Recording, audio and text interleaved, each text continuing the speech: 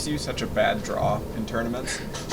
I would just say maybe that I could throw it out there at any moment. I mean, that I'm not out of any match, and that I'm continuing to get better with each tournament. I mean, towards the end of the season, I'm starting to be smarter with my wrestling and figuring out little things, what's working for me and what's not, and just going throughout the season, I'm just getting better and better. Coach Dresser said Saturday at Big 12s you couldn't even get into the down position. What were you feeling physically, and how great did it feel to wake up Sunday being like, okay, I don't feel great, but I feel good enough to get out there? Yeah, talking through that was a little scary. I mean, going through that warm-up and feeling a little banged up, not at my best, but I think at that point, there's a lot of stress going through your head. Like, I don't want to lose, obviously, and then I have a tough draw that first match, and I go out there and lose 15-0 within, I think, a minute. So that was one thing, being embarrassed and being like, man, it's so easy to drop out. I could have just rolled over, but I think just what really helped me is staying strong in my faith with God and just praying that just take the stress away and that I'm going to take one match at a time, and that's what I did at that tournament. So and then feeling out my knee, it felt great, which was a miracle. When I was wrestling, I didn't feel it at all. So something like that, it's crazy how that works, just putting my faith into something bigger than me and just taking one match at a time, and that's how I took it.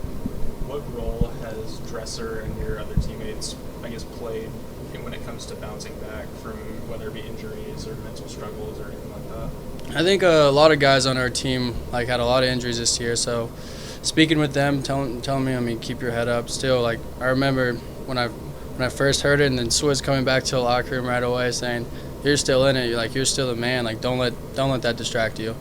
There's little distractions like that could throw you off, just like that. And some people like to give in to them and just quit. I could have easily just said, "All right, my knee was banged up," and then I had an old teammate, Carter Schmidt.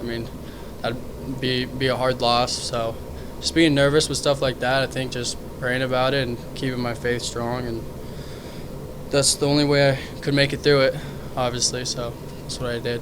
How tough is Evan Bachman?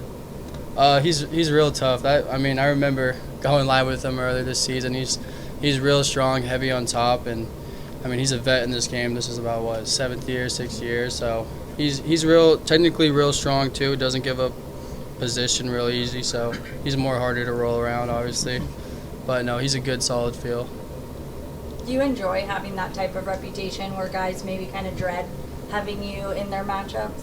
Yeah, I could see how sometimes it could be a pro. Maybe they don't think some things are going to work, or they're not sure what to predict. So it does help, but then sometimes, some people do wrestle me a little slower. Don't want to have a lot of action, don't want to roll around, which that's what I need to go to too. Being more solid with those guys. In nationals, it's you get one takedown, you win the match. It doesn't matter how you win at that tournament.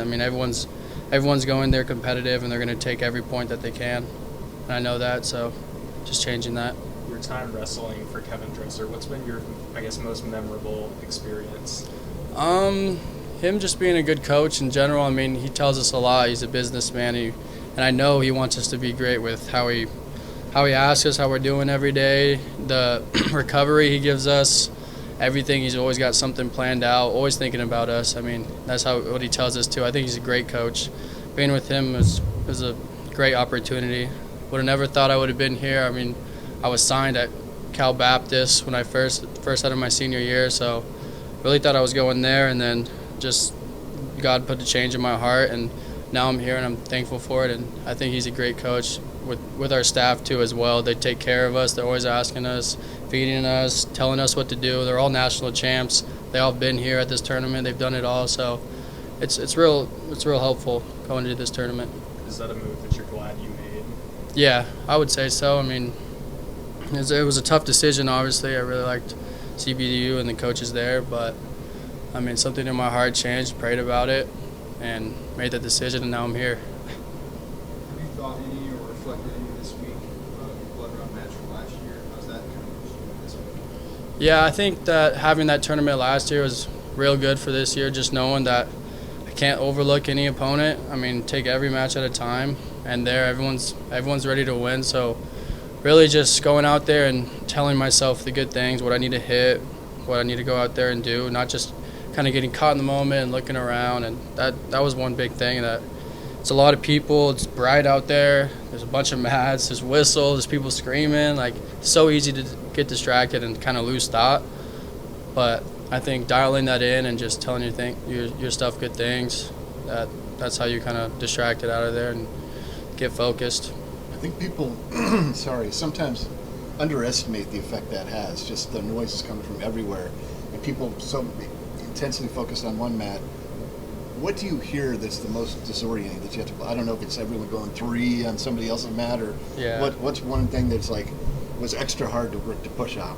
It's weird. Like, when you're wrestling out there, it feels so open.